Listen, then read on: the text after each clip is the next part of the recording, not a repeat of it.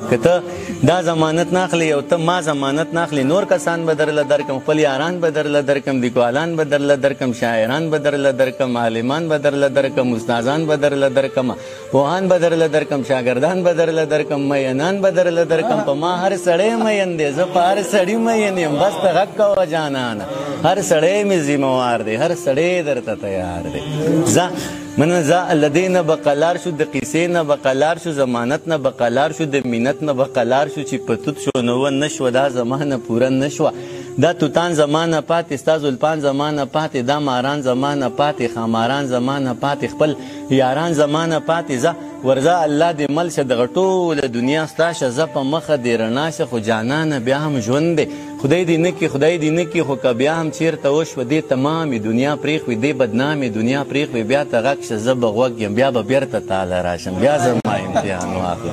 که کامیاب شم نو زما شه، که ناکام شم نو بله مقرر